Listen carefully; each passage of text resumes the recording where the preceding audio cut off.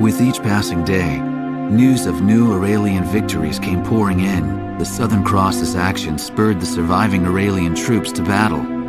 Commanding Officer Diego Navarro has retreated and is currently being pursued by Special Forces. No one would have guessed that a ragtag band of soldiers smaller than a single unit could have put up such fierce resistance.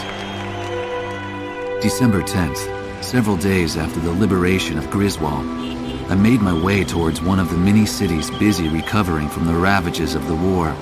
Despite my usual misgivings, I could feel myself getting excited at the prospect of meeting the Southern Cross. But when I reached the base, I saw his emblem already gleaming in the skies above. I had heard that today was their first break in a while, but something must have changed that. I merely watched as the jet's contrail stretched far off into the distant sky. Suddenly, I was overcome by a strong sense of dread. The misappropriated financial and material resources were on a scale much greater than the airborne fortress alone could account for. Would the weapon at Griswold prove to be the missing piece to the puzzle?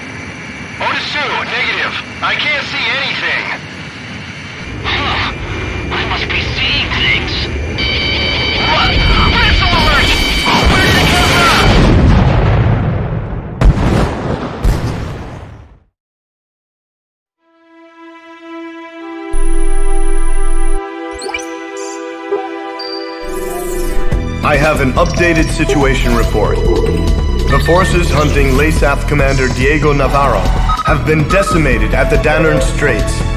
It appears that LASAF has developed a new type of attack aircraft. I can't believe they had a working prototype from the aerial fortress. Sorry, back to the report.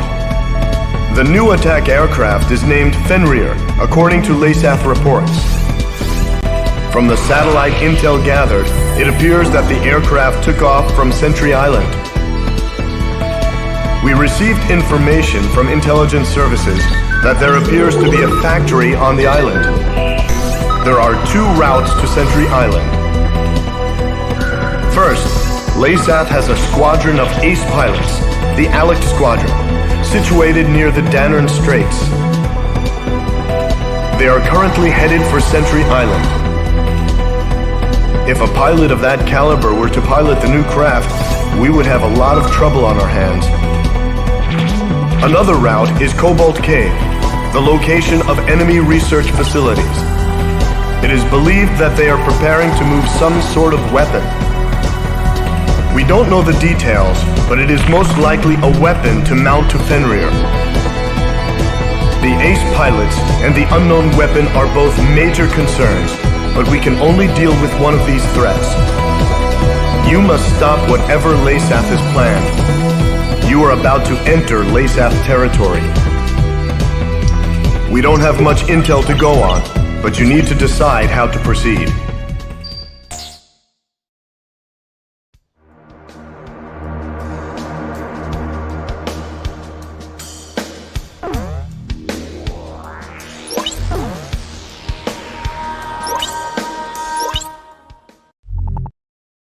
We have learned that LASAF is using Cobalt Cave to secretly conduct tests on a new weapon. Intelligence states that the weapon is to be mounted to the Special Assault Aircraft Fenrir. It appears that LASAF got wind of our movements and is moving the operation to Archelon Fortress. We don't exactly know much about this weapon, but we need to put an end to its development ASAP. Simply destroying the transport frigates won't suffice. You must also destroy all warehouses on the island. We've been warned, however, that the warehouses are loaded with explosive chemicals. Fly up and out as soon as you hit a warehouse, or you'll be caught in the ensuing explosion. During the mission, Allied amphibious units will be deployed to the island to gather intel for the upcoming assault on Archelon Fortress.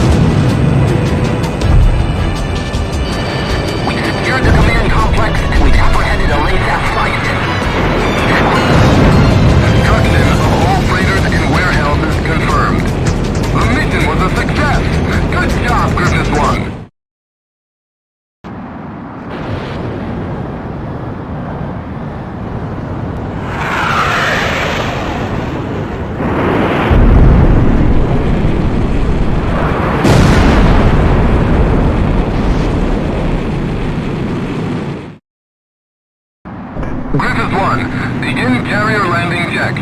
You are cleared to land. Turn left.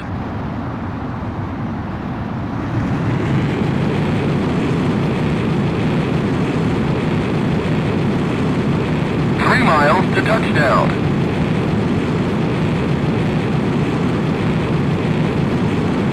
Miles to touchdown.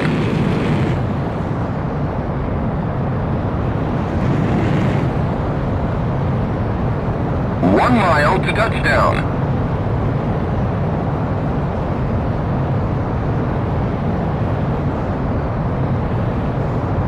You're coming in too fast. Slow down. Perfect, sir.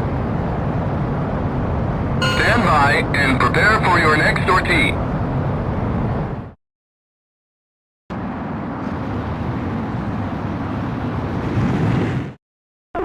We succeeded in preventing the delivery of LASAF's new experimental weapon, as well as destroying their research facility. The Allied landing force has apprehended an enemy scientist who is seeking asylum. He has informed us that the cargo LASAF attempted to fly off Cobalt Cave was in fact a microwave weapon of some kind. To think that they were able to develop such a device. It's a good thing we interrupted the delivery before it was too late.